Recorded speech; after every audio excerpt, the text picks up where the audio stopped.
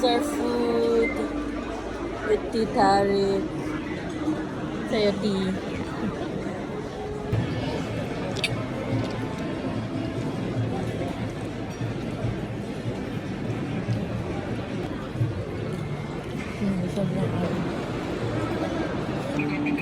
Good morning!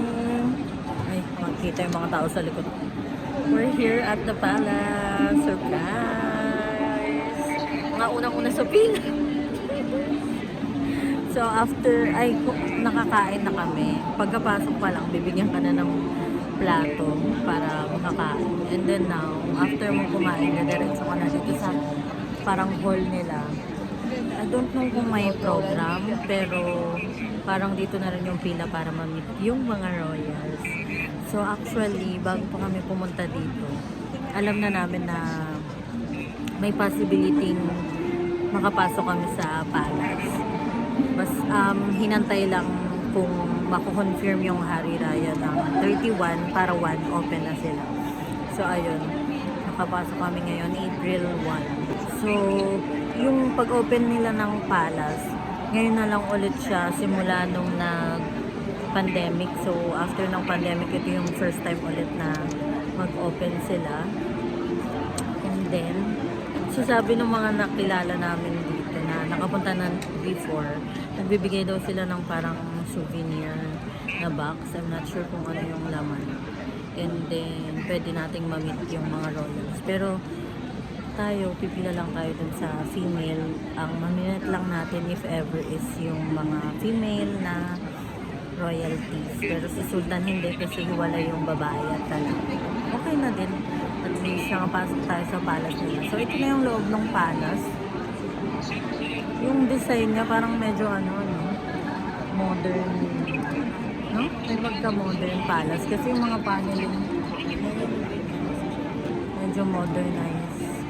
Pero syempre, makikita mo pa rin ng pagka-royalty.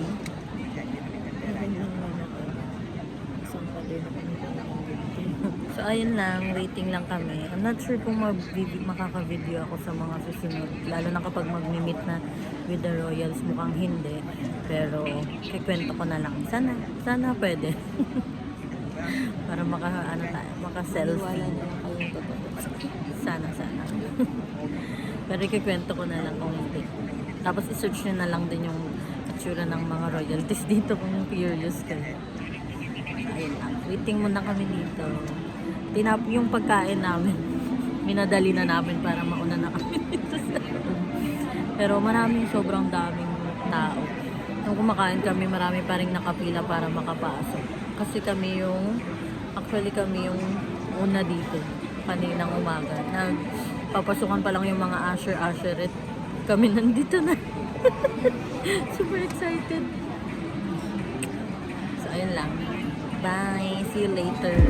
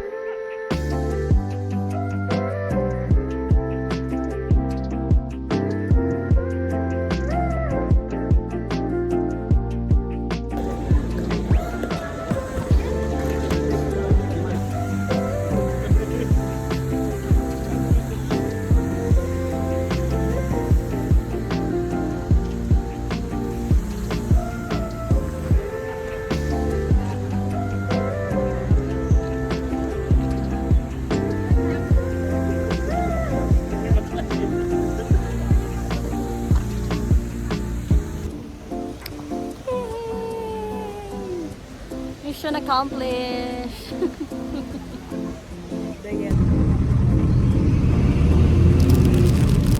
If you're vegan or vegetarian, meron lang malapit sa Badia Hotel. Ayan. Post nyo na lang.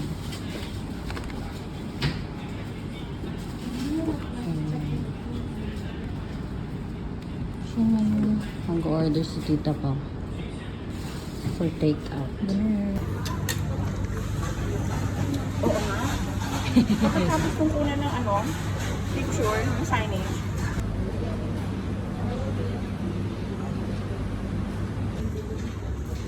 Takbo ka? Wala! Hindi sila sa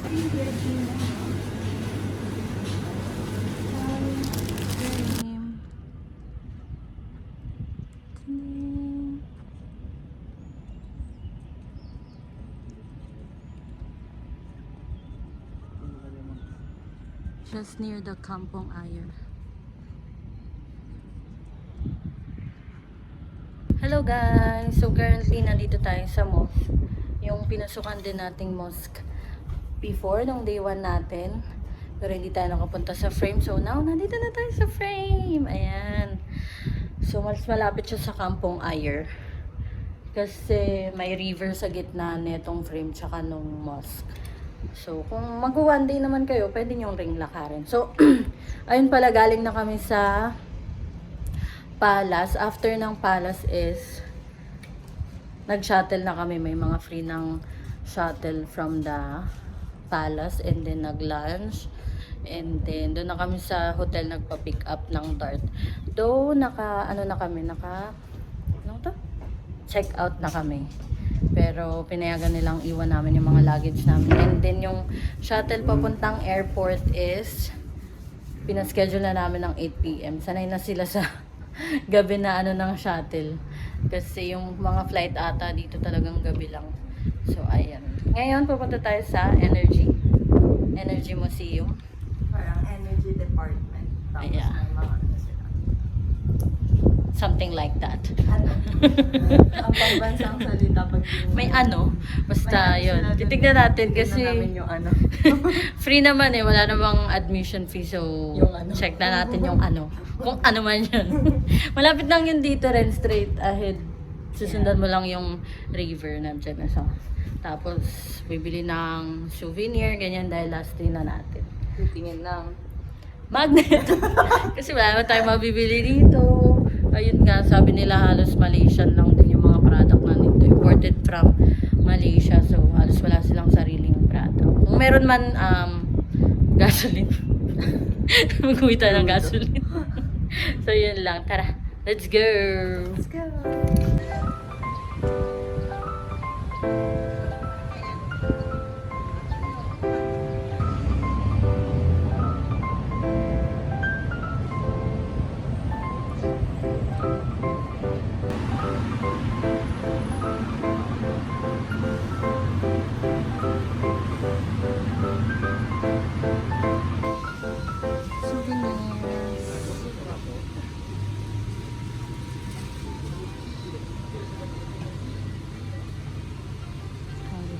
Souvenirs. Ito. Ano yan? Bookmark. For Super $3.90. tempting. Tapos makakapag-uwi pala talaga kayo ng crude oil. For emergency break for emergency purposes. Yan. Tapos may mga t-shirt din sila and cups. Ay, hats. Yan sa likod. Sining! Yan yung mga mango. Ito lang yun sa harap netong. Yan. Sa harap niyan mismo. Pangalan is 1.80. Hello guys! So nandito tayo sa mall. Basta makikita nyo lang agad tong mall na to. Hindi ko kasi alam pangalan. Sorry! Yung katapat ng Basta katapat siya ng Kampong Ayer. Tapos nasa likod tong mosque na to. Di ba? Ang ganda. tignan niyo yung pinagpalit namin sa Royal Regala. Kasi guys, ang sarado ng Royal Regala is 5 PM. So, kung lalakarin namin siya ng mga ilang minutes, mga 15 minutes ata yung lakad from here. So, ilang minutes na lang yung itatagal namin dun sa, sa loob. Kasi hindi pa namin sure kung bukas kasi nga hari raya ngayon. Kasi yung energy na sabi namin pupuntahan sana natin, sarado sila. Nakabukas yung aircon nila pero walang tao. So, hindi kami nakapasok. So, ayun. Ay, minsan pala, i-check nyo yung guardian. Nandito rin siya sa mall na to. Kasi may mga, para siyang Watson sa atin, pero yung mga international products na wala sa atin, meron silang mga Korean product, Japanese product, minsan naka-sale. So, check nyo. May nabili kami. Kung kilala nyo yung Good Virtues na brand, vegan siya. Tapos, sobrang organic, sobrang bango ng mga nila, product. Ayan. Kompleto sila. May conditioner, may yung sa kilikili? Deodorant, shampoo, ano pa ba? Basta marami silang product. Ay, may perfume pa. Tapos ito serum. Naka-sale siya ng 7.90 ata. Dati siyang 10. Tapos ito rin yung, ay, bago sunscreen pa rin. Tapos ito rin yung lotion. Tining! May nabudol na naman tong bata. Kasi wala na po kaming mabili. Ang dami pa naming tirang pera. So magpapa-convert na lang tayo ng pera mamaya saan. Sa Philippines na siguro. Kasi mahirap maghanap dito ng pa-convertan ng pera. So tambay-tambay muna tayo. Kasi nga matagal pa yung flight natin. Ano pa lang ngayon? Magpa 5. Let's see kung ano pang gagawin natin.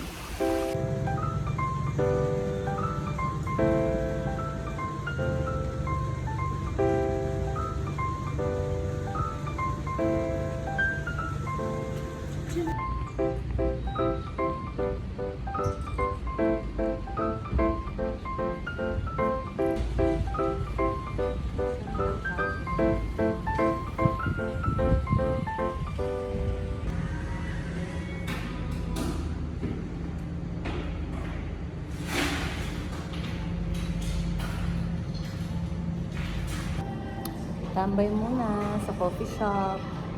So, wala nang magawa. Dito tayo sa Piccolo Coffee. Meron ako in-order rose latte siya. Kakaiba yung lasa. Pero masarap. Meron din silang lavender latte. Marami pa sila ibang choices. Ang sarap ng mga... Ay, ang sarap. Nakaiba yung mga coffee nila. So, dito yan sa Piccolo Coffee. Katapat lang din siya ng Kampong Ayer, pero sa other side, nung mosque. Kung yung kabilang dulo is yung mosque, Katapat ng energy. ito yung kabilang dulo. Tapos malapit lang din siya sa energy. Tanaw din namin yung energy museum na close kanina. So, ayan, tambay lang. Hanggang 10 p.m. pa kasi sila. Mostly nung store dito, may iba pa sana kaming pupuntahan ng mga coffee shop, kaso ang close nila 5 p.m. So, dito tayo napunta sa Piccolo Coffee habang naghihintay ng oras. So, yun lang muna.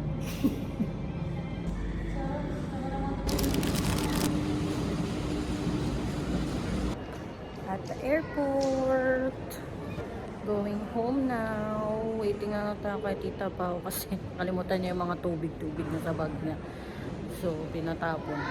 3 inumin. Ito Pao, pero nandyan na rin siya. Ayan. So, ganito yung airport nila, guys. Ayan, pagpasok, merong souvenir store. Tapos, ayan. Ayan yung mga boarding gate. Tapos, merong coffee bean sa taas. May lounge. Maraming chair. And then, may mga boarding gates pa dun. Pero parang usually wala namang gumagamit. So, ayan, daming share pa. And close yung mga store. Usually wala daw masyadong tao dito, pero ngayon medyo maraming tao. Ayan. And then, ayun si Tita Paula. Chining! Tapos meron din ditong bilihan pa ng mga food. Ayan, kung may natira pa kayong Bruneian dollars. Tapos may snooze lounge, kaso ang daming puno. Ayan, snooze lounge. Free lang yan. Alam ko meron pa sila iba na mga lounge. Meron dun sa taas of course. Pero yung iba parang hotel.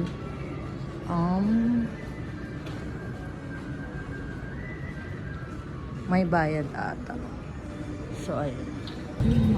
This refers to all gadgets powered by lithium battery or charge.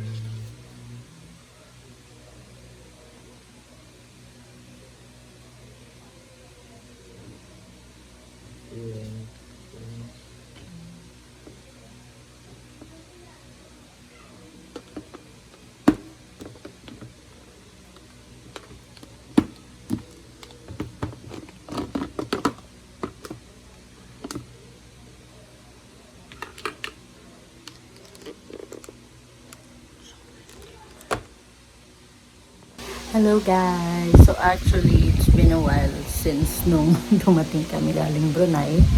And late ko na-realize na wala pala akong outro. Hindi ako nakapagkwento kung ano nang mga nangyari. So, ayun. Same day na pumunta kami sa palace. Tapos, nag-ikot-ikot kami saglit nung hapon. Para maghintay ng oras. And then, ayun na, umuwi na rin kami nung gabi. So, overall experience, sobrang amazing. Hindi mo na-expect yung beauty ni Brunei. Since marami nga talaga nagsasabi sa internet na hindi siya worth it or wala kang gagawin sa Brunei. And dahil sa ganong perspective, hindi siya masyadong pinupuntahan. And unti lang din yung unti lang din yung pumupunta na mga tourist. Yeah, actually kasi nung nandun kami, parang walang masyadong turista. Kahit nung sa plane, halos lahat ng kasabay namin is nag-work doon talaga or may family doon. So, ayun, hindi talaga siya touristy place. Although, nung pumunta kami sa palace, ayun, may mga ilan-ilan na mga foreigner kaming nakita. But mostly talaga locals. As in, hindi katulad sa ibang bansa na sobrang obvious yung mga tourist na sobrang dami. Sa Brunei is talagang rare na magkakitaan kayo. Or, yun nga, kung nandun kayo sa mga tourist spot, syempre, turista lang din naman pumunta tulad nung sa Ulo Temburong, gano'n, may mga kasabay kayong mag-hike. And then, yung hotel, sobrang okay siya. Actually, kasi marami nga kaming tinignan na hotel. Syempre, bago tayo pumunta, magtitingin tayo kung ano yung okay. So, ayun, most recommended ko for me is siya kasi meron na siyang shuttle back and forth sa airport. Which is okay kasi mahal ang ano sa kanila, ang ano nga tawag ng ano sa kanila, yung parang lagay ko na lang dito, yung parang Uber nila. Ayun, mahal yung nanon. Mahal din ng taxi. So, okay yung may shuttle, may breakfast na rin. May buffet. Malapit siya sa area. 1 mile siya.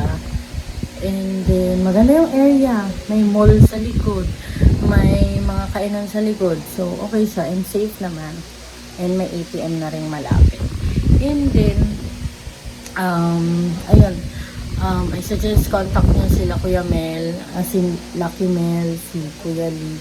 Kung tutur din kayo dun sa mga pinuntahan natin. And then, yun, yung sa Ulo Temburong din, kung pupunta kayo, ay, yung kay Marge, contact nyo si Marge. I'm not sure kung sinabi rin yung magiging guide nyo. But usually kasi daw is iba yung guide doon. Sabi ni Maui that time, usually hindi talaga siya yung guide na kinokontak. But for that day, dahil Ramadan and hindi siya Muslim, siya yung available. So, ayun. So, not sure kung si Maui yung magiging guide nyo. But, if gusto nyo rin si Maui, pwede nyo naman siguro siyang i-request kay Marge. And then, ayun, kung talagang gusto niyo yung slow pace na life, chill lang, relax, ang ganda, mag-enjoy kayo sa Brunei. Lalo kung gusto niyo nagwo-walking sa morning, nagjo-jogging sa morning, best yun, best. Kasi safe naman sila doon, and sobrang okay yung mga daanan, sobrang tahimik. Ayun. And then sa airport, ayun, strict sila sa weight. Actually, nung nandun kami, pati yung 7 kilogram yung tama ba? Oo, 7 kilogram talagang i-weight nila. 7 kilogram ba talaga? And then, parang siguro napansin nila, alam nila na marami ring nang dadaya since medyo maluwag yung airport. And dahil wala nga masyadong flights talaga, parang ang ginagawa ng iba is iniiwan mo na nila, nakita kasi namin, iniiwan mo na nila yung ibang bagay nila, hindi nila pinapacheck, parang hindi nila sinasabi na may dala pa ako. So, ang nangyari, hanggang dun sa plane, pag mag-board na kayo, merong magkikilo. So, better na sumunod na lang sa 7 kilogram kaysa magbayad. Ayun, overall, babalikan natin si Brunei. Lalo na yung minamanifest natin na sana makapag-check-in tayo sa The Empire next time. Yun talaga, as in, so, parang 20,000 ata sa per night. Actually, hindi ko pa siya talaga chinek. Base pa lang sa sinabi ni Kuya Lee. And, ewan ko kung worth it siya, pero kasi sobrang daming activities mong pwedeng gawin habang nandun ka. Sobrang relaxing. Tapos, ang laki ng pool, daming activity, pwede kayong mag-biking, kayaking, sa beach, although merong crocodile daw minsan. And then, hindi ko pa sure kung ano yung iba nilang amenities. For sure, meron pang iba. Pero, based kay Kuya Lee, sabi nung dati daw na mga nag-check-in doon na naging, na Pinoy niya din, mga Pinoy. Super worth it naman daw kasi sobrang mahal daw ng food. And, walang mga restaurant nearby. So, talagang mapipilitan ka na bumili sa hotel. So, ayun, dun lang siguro magkakatalo. Pero, ayun, minamanifest pa rin natin siya sana. Next time, makabalik tayo sa Brunei na makapag-check-in tayo sa Empire Hotel and mapunta na natin yung first itinerary na gusto talaga natin, which is yung sa lobby, yung sa Longhouse. So, ayun lang guys. Sana encourage din pumunta sa Brunei kahit ang dami nagsasabi na hindi okay and nakakatakot dahil yung mga rules nila hindi siya makakatakot. Basta susunod ka lang and hindi naman ganun ka strict. So, okay siya. So, ayun lang guys. Thank you sa panonood. See you sa ating next discovery. Bye!